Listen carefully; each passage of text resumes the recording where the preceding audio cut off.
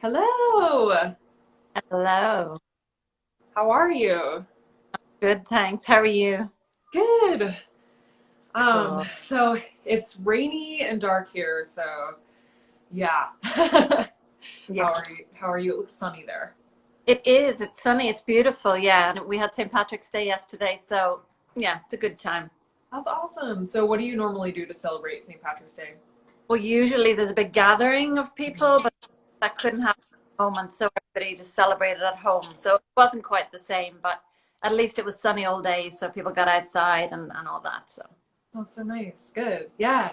Well, so thank you for joining us. And I always just like to have my guests start off by talking about like how you got to where you are and kind of just like a little bit of that journey. sure. Okay, so I am a yoga teacher, meditation teacher for a long time now. Since the 90s, I've been practicing yoga meditation. I was doing my teacher training in India when I brought my essential oils with me, which was purely for self-care, nothing to do with meditation. But there I had this aha moment of feeling how they were kind of like a backstage pass to the meditative mind. They just brought me straight into the zone of meditation. And then I did research on that and found that, of course, they've been used in every major meditative tradition ever recorded for this reason. So that's what's got me here. That's awesome. Yeah, I've heard, and I think we talked about this before when we first connected, is I've heard that like the where you're sorry, I'm waving at all these people that are coming in, so I'm like starting to get distracted. But so I've heard that the you have five senses, right? But the sense of smell, I've heard that it connects to a different part of your brain. And so I often have experiences where I'll smell something and it like takes me right back. Yeah. So Yeah, yeah, that's so cool. yeah, and not many people are aware of that. And it's funny for me. It is that right there is the mind body divide that people don't really appreciate that. And if you talk about smell, you're like, really, what does it do? It's not very important. That's when people are talking with their heads, but their bodies, of course, totally appreciate it and feel it, and they get embodied in a nanosecond when they smell something. And the reason is because of the way the brain developed over this whatever many million years, that at one point we were over 50% smell receptors. So we were all about smell for survival, for smelling a mate, for surviving, for smelling what was good for us, bad for us, all that. It was intrinsic to our survival. And because it's so old, it has no sense of time. So that's why it brings you back. It literally brings you back because it has no sense of tomorrow and yesterday. It's such an old sense that your body goes, oh, here we are again, which is an incredible opportunity for you to, if you align it with any meditative practice or any well-being practice or just anything that makes you happy, then you smell it. You're like, I'm happy. I love that. It's like a It's quick way to just like get there. I want so I'm curious like how what does this look like when you use it in your meditation practice? Yeah.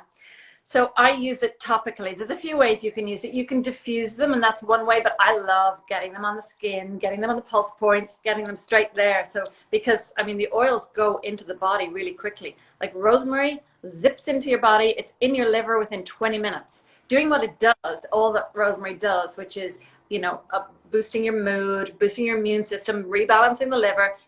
They all do so many things. So I like to get them on topically. So that's why I made these little babies. You put them on straight like that and you smell it and you feel it straight away, and then you usually go Yeah. crazy all over. And then you often get this crazy sense to put it somewhere, quite random, like on your ankle or some strange point. And you got to go with that because that's the wisdom of your body telling you, Yeah. just do it. And you do it, and then you find out years later that's an incredible meridian point for something you never knew about, or you may never know about, but it doesn't matter. The body is informing you because it opens up your intuition. It's amazing. That is so cool. And that's a good point. And I talk about that a lot, like listening to your body and how much wisdom your body has, right? And I think so often we're looking at all these external things and we're trying to be like, just someone tell me what to do, and when really your body has so much wisdom if you can just like tap into that. Yeah, and of course, because there's so many vested interests telling you to look outside, like do Right. this, do that, all externally, and then if you whatever, sign up to this, that, and the other, you'll learn everything. But in fact, there's so much wisdom inside. And even with yoga, I'm always trying to get people, just get on your mat and listen to your body. And, you know, the instinctive, like, look at your cat. Your cat isn't watching YouTube. Your cat knows how to move, you know, and so do you. If you have that time, you have this beautiful instinct to move and mind yourself and stretch and move safely. You've got that beautiful instinct, so to use that. And the smell helps open that up. Yeah. I'm curious too, this is a little bit of a switch in topic, but I'm curious about, like, you've been doing yoga for 20 years? 30 years? Yeah, meditation since the 90s, and then Okay. hatha 15, 16 years. Yeah, so that's a long time. So I'm curious, like, what has been your experience with, how has your experience with yoga and or meditation evolved over time? Oh, I It's a big guess question. what it's a big one. What I love is that the more you do, it's like a well that you build. So I've been doing it so long, and I love that. If people practice it and then they drop it, it's obviously not ideal, but all that they built is still there. The body doesn't forget. So when you take it up again, it's not going to be easy straight away, and your meditation in a way never is easy, but that well of deep consciousness is still there. So that's beautiful. And what I'm more about now is going deep at times, but then doing the everyday rituals, because you can just touch on that deepness, on that beautiful stillness in a nanosecond. Because as we were just saying, this smell exists out of time. All reality exists out of time, really. So you can just tap into that to, you know, breathe and get this deep relaxation in just 1 second. Let the whole body recalibrate, let the energies align again, and then go about your day. So that's what I'm really about now. You know, I've had these periods of very deep meditation, but now I'm more about interspersing the deep. I don't do deep meditation. You know, I do a little bit every day on my mat, but I don't do deep stuff regularly anymore. I kind of just do it every now and then, maybe every year or so I'll do a deep one, but then have these little touch points in my everyday that take like 1 minute for you to that place, which makes sense for most people, because most people don't really have time, and it seems overwhelming. But it's lovely to know that if you invest the time at any point, if you do a little meditation course, then you got a little easier ritual to bring into your everyday. You can revisit that beautiful, same peaceful place every day easily. It's right there. Yes. I love just this reminder of that, because I think, like, we live in such a black and white society where it's like all or nothing, right? And I love that you bring up that, you know, our body remembers things, and like we can come back to things, and it doesn't mean, like, if we have left it for a little bit, it doesn't mean we're necessarily starting at you know, square one. We might be a little bit farther back, but we can get back to it quicker, like kind of like the idea of riding a bike, right? It's like you don't really ever forget. Yes. So that's such a good way to think about it, in a way that I think is easier for people to, like, actually incorporate this in their life if they do it in a ritualized way and a little bit more consistency, even if it's for a short amount of time. That builds on itself. Yeah, it does. And it's about making those grooves in your life, you know, that if you do something and if you do it with regularity, it just becomes part of what you do. And it doesn't have to be a big thing. It doesn't have to be, it doesn't have to take a lot of time, but, you know, whatever it is, be it a morning stretch or like 3 deep breaths every morning, or, you know, or self-massage in the evenings. I have a couple of rituals I thought I'd share with you. Yeah. So easy morning rituals. So one might be when you wake up initially in the morning, to be I call it being woke to waking, which is just conscious in that moment, just to be conscious of that moment of waking up, because that's just a beautiful time when there's a massive consciousness shift happening. You're waking up, you're moving from one state to another. So just to try to grab that moment and be conscious of it, just that one mindful moment in your day will just transform your whole day. That's one little, I wouldn't say it's easy, but if you practice it, you'll get it. You'll just wake up with more kind of awareness. And then my second ritual that I love is, imagine you're going into a shop of, you can call it emotions or beliefs, whatever resonates with you. Beliefs might be more kind of deep. So imagine you're going to a shop of beliefs, and you can buy whatever beliefs you want, you know, self-confidence, an ability, amazing ability to do something, you know, anything that you value. Imagine you can purchase them. or just take them off the shelf. And you know, I love the reality that, you know what, you actually can do that. You know, that space does exist where you can choose your own beliefs. You can just pick them out and go, that one please. So I love that. You know, maybe you can add that one onto that morning consciousness of just choosing your own beliefs. And then you can also align them with fragrance again, because beliefs all reside in this back part of the mind, the subconscious mind, which is where smell resides. So I do things like I'm working a lot on my spine at the moment. So my new belief is, because I've got scoliosis, my new belief is, right, I've got a beautifully expansive and expanding spine. It's like getting longer. So I tell myself that in the morning, do a little visualization, literally like 1 minute, just at the end of my practice. But I put on one of my oils because it just embeds it, you know, and you can use oils like I love using cedar wood because that's going, we know straight, you know, the oils have, the trees communicate and they have their own sense of self. So the cedar wood is amazingly tall thing. So that works for me for that. But any belief, you'll get an oil for that. And then when you stick it on later on in the day, for me, I find my spine just straightening. Whatever your belief is, it just kicks in, you know, without you maybe even being aware of it, but just the subconscious mind is going, oh yeah, we got this. So that's a beautiful little ritual to do in the morning. I love the idea of pairing that with a scent, right? Because it feels, I would imagine it feels like more, almost more grounding. You're like capturing the energy of that scent. It feels like it attaches it to the physical world too.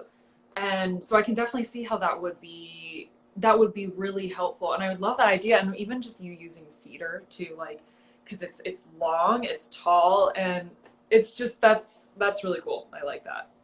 Yeah, it's beautiful. To me, it feels like the oils kind of carry you toward the finish line, and you kind of have this awareness of, oh, I don't have to do this all on my own. I've got this beautiful cedar wood that's just it feels to me like they're carrying you towards their intention. They hear what your intention is, and they're so full of that intentionality. You know, trees like this beautiful, just from a seed to a big tree, that's all intentionality, and they're full of that, and they just bring it to you.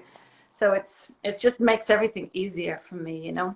Yeah, I love that. What are some of your other like favorite scents that come to mind that have helped you with certain things? Yeah, oh, that's a big one, isn't it? I mean, clary sage, I adore. I just adore, and you know, it just does so much for women. It aligns with women's sexuality, sensuality, self, goddessness, the mess that we are, all of that, all at the same time, you know, and it's beautifully balancing. It's you know, it's great for every female complaint, and it's good for confidence, and it's just for giving you a nice boost. The clary sage, I really recommend that. And then you've got the really beautiful ones like jasmine, which not everybody loves, interestingly. Some people find it very very heavy or very cloying, and I can kind of understand that. But again, it's nice when it's cut with things. So my balance is full of jasmine, but it's cut, or it's, you know, mixed with cypress, which is so different, and they go really well together. So as long as it's mixed with something, then you get all the benefits. But you know, I really recommend blends because it's like a bunch of flowers. You get all of those benefits and all of that synergy. Yeah. That's yeah. And clary sage would be some of my favorite, but all the trees as well. Frankincense is so beautiful, myrrh, and all those trees, sandalwood, obviously, they're all just fantastic. Do you recommend, like, because I feel like, because scents are very perceived differently with different people, right? So it's like some people are very you know, assaulted by certain scents, some people love it. So I'm curious what your thoughts are, like, what's that message like if you're strongly attracted to a scent, or if you're strongly like against a scent, like what do you think that typically means? Yeah, that's a fascinating study and concept, and I've had it so much, obviously, because I have my oils, and I give them to people, and it's quite a personal thing to say, you know, I made these, and it's, I suppose, a little bit like art or a recipe or something. You're like, try it, and some people are, oh, that's disgusting.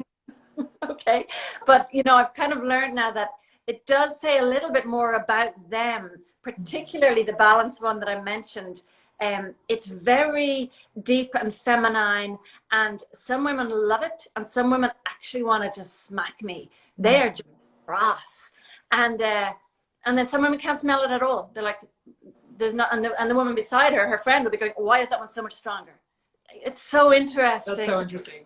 I think it's probably something to do with chakras. That one works mainly on the sex chakra, and I think that's mainly that one. But I always think, again, listen to your body. If you're really drawn to a fragrance, then that's generally a good thing, as long as you're, pretty intuitive, which most people are pretty intuitive. You go with it. And if you don't like one, you don't try to overcome that. Like if you don't like lavender and you kind of think, I gotta like lavender, everybody likes lavender. If you don't like it, then that's okay, because it could be that you had a mean teacher who wore lavender, and that's a lot to get over. So, it's a shame that you don't have lavender in your life, but it's okay. It's a hard thing to get over. So if you don't like something, I say listen to that, because it could also be the intuition in the body going, actually, we just don't dig that, and you should always listen to that. Yeah, yeah. I would definitely agree. Like, not knowing as much, nothing really about this whole realm, that would be like my general thought towards that too, would be like, if listening to your body, like if something doesn't mix with you, you're feeling repelled by it, it's probably like, just don't try to force it on yourself. Yeah, there's no shoulds, there's no you gotta like this. No, your body will tell you, and it's important to honor that and move towards that. And what you're drawn to is generally probably what you need, so you go for it. Yeah, that's awesome. So tell me a bit about, how did you go about like creating this product line, and like, what did that whole process look like? Yeah, so that was quite a deep process, in that I was just making them up as and when for my yoga students, and I did, they were like, oh, we would really like something to ground us, or we'd like something to balance us and all this. So I was making them up as and when. But they then sort of got a little bit bored waiting, or not bored, but like, come on, we need this. And I was like, I just don't have time. Things are so busy. So then I decided, okay, I'm going to do this properly. So I said, right, what do you need? And they gave me their intentions and goals, and, their well-being goals. And I spent 3 years sitting cross-legged, meditatively blending on their goals, on their intentions. And then I didn't know what was going to come out, but this incredible range of 6 oils came out. So I got 3 little roll-ons, and basically one is an uplift, one is a calm, and one is a balance. So it's kind of the 3 directions you need to go. They're in line with the chakras also, but it's basically, the kind of mood management at the shallower level, although mood is so vital, and then, spiritual alignment at the deeper level, and everything in between. They do all of that. And then the body oils are for all over, because I love people using them for self-massage. I think self-massage is such an underrated and important ritual to do. So that'll be one of my evening rituals, to do a self-massage. If you can just manage the feet, just do the feet. But if you can get all over, get all over. Or if you're doing your face anyway, do the face. Whatever works, whatever falls in with what you're doing. But to use beautiful, 100% natural, fragrant oils is just really good, because face creams, some face creams are excellent, but the body loves oil, because the body creates oil itself. It knows oil, it sucks it straight in, it puts it straight to work. It's like, I know what you are, you're like me, get in here, and it puts it straight to work really efficiently. And then they're so multifunctioning. Like frankincense is brilliant for cellular regeneration, but also really calming to the breath. So what better could you use at night, So that's how they were made. 3 years sitting cross-legged, meditatively blending, and then they were born. And now they're going great. I'm in stores all around the world, and they're being really well received, because I think they're not like other blends, because they're crazy deep. They're not crowd pleasers. They're deep. They're really connecting deeply with people because of this deep process I went through. So I'm really glad that I did that, because the emails that I get from people are incredible, of how they're using them and how they're making them feel. It's amazing. That's amazing. And I would definitely guarantee a lot of people that are coming out with stuff like this probably did not all go through the same process you did. That was very, it sounds like a lot of time went into it, a lot of meditating, a lot of intuition went into this, and a lot of. Yeah. And I think just making space for, I like to think that there was, something else at play, and I was just a kind of midwife in the whole process, that they're sort of coming from universal intelligence. I definitely gave it that space for that to happen, just meditating and listening, and just doing what I was kind of, yeah, my gut told me to do.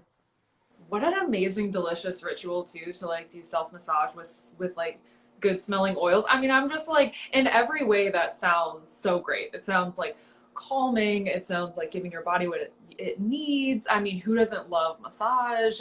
You know, and to just be able to like do that for yourself, that's what an expression of self love and self care. It is beautiful. I mean, everybody loves massage, and people tend to think, but I obviously prefer if somebody else does it for me. And yeah, that is amazing. But there are different self massage because it's literally self attendance, you know, attending to yourself. And that is just such, it has such deeper benefits to it because you're seeing to yourself. And a beautiful evening practice is to warm some oil on the stove top. And it can be really anything. It could be like a good olive oil, good sunflower oil, you know, whatever oil you have that's good and organic, or you know, whatever you have, not toasted sesame. Warm that up, and then you can use as is, or you can add essential oils, or you can add any of my blends in there. Mix, mix, mix, mix. Go to the bathroom. Rub it on all over. When it's really warm, it's just, oh my goodness, the effect it has on your body. It's so relaxing. And then jump into either the shower or the bath, which sounds kind of crazy because you just put oil all over yourself, but it opens up the pores. The oil goes straight into your body. And then, you know, you get out, just dab yourself dry, go straight to bed, do it last thing at night, go straight to bed. And you're going to be lying there in this ecstatic state because just what it does, it's so deeply absorbed into the body that you just feel amazing, more relaxed probably than you've ever felt. And then even the next morning when you wake up, your body is still feeling just such muscular relaxation and nurtured and loved and all that. So that's my favorite ritual at the moment. It's incredible. So give that a go. Yeah, sounds like a great bedtime ritual for sure. And I would imagine it would probably even help people who have trouble sleeping, right? Like just calming down and calming your nervous system and caring for Yeah. yourself in that way. Yeah. Yeah, it's For sure. deeply relaxing. Yeah, and rituals are vital for sleep. So sleep is when things just get out, you know, when you can't get to sleep, it's just when things are out of whack, and it's all about the subconscious mind, and rituals connect directly with the subconscious mind. The subconscious mind is just, you know, loves and really connects with rituals. So if somebody's having issues sleeping, I always say put together an evening ritual. Ideally, not just one practice, like a cup of tea before bed, you know, ideally 3 or 4 practices. And I always kind of remind people, if you've got kids, this is what you do to teach babies to sleep. You have this ritual. You say goodnight to all the teddies, you close the curtains, you say goodnight, whatever. You have your 10-part ritual to train the baby. Now is the time for sleep. And our subconscious mind is basically a toddler. So you are telling the subconscious mind repeatedly, that's what's happening now. We're going to sleep now. Trigger, trigger, trigger, trigger, trigger for sleep. And the more you do it, the more it'll work. So if you do even you do it for like 14 days solid, then you can even start to lighten up a little bit. Like if you were to do a full body massage with my relax oil, the one with the frankincense and blue camel, full body massage every night with, say, a bath, the massage, all, you know, a few things, maybe the cup of tea, maybe a bit of breathing, put a few things together for 14 days. Then you can even start to lighten up a little bit if that's a major time investment and you can't manage it. It could be that you get such a good sleep return, that you keep it going. But you can then, if you want to, go a little bit lighter on the ritual, and your body still has that association. So you'll just smell the oil and your body will go, oh, we know what happens here. Yeah. So it's that power of association. Yeah. That's a great point to bring up too. That there again, it can help like teleport you there quicker when you've established that base. Yeah. Yeah, exactly. Awesome. Well, I wanted you to give a chance to tell people like where to find you, how they can find your products, what would you like to tell people about what you're up to right now? Okay, thank you. Well, yeah, so Yoganda is my range, and so we're on yoganda.com, or if you just follow us on Instagram, you'll see us. We're shipping all over the world, free at the moment, because with the pandemic, we're just finding that it's kind of needed, because the thing is, the oils, the little roll-ons can go on the face masks, so we're getting quite a lot of feedback on that, that they transform, you know, wearing the face masks can be not very pleasant, can be a little bit anxiety inducing, can be a little bit smelly, like as you smell your recycled breath. Yeah. But if you put you couldn't put pure neat essential oils on face masks, but because mine are blended, you can just put them directly. I put them on the inside and the outside of the face mask, the inside for me and the outside to keep the bugs away. And they transform your mood, and it goes from being unpleasant to being smelling the finest, you know, finest herbs that humanity has ever known. So that's why we're doing free shipping for all of the pandemic. So yeah, we can put a link below to the website, and yeah, I'm delighted to send them wherever you are, and I'd love to hear how you're getting on, and to support you with any rituals also, because you know, using the oils, I love people to use the oils, but I love people to embed them in rituals, because then they just get those deeper benefits. So delighted to support you with that. Yeah, that's awesome. Okay, great. Well, thank you everyone for joining, and yeah, I'm gonna repost this video so if you can catch the replay, and yeah, you should be able to save it from that. And I just want to thank you for joining me today. So Thank you so much, Aaron. enjoy the rest of your night. You too. Enjoy your day. Bye. Bye.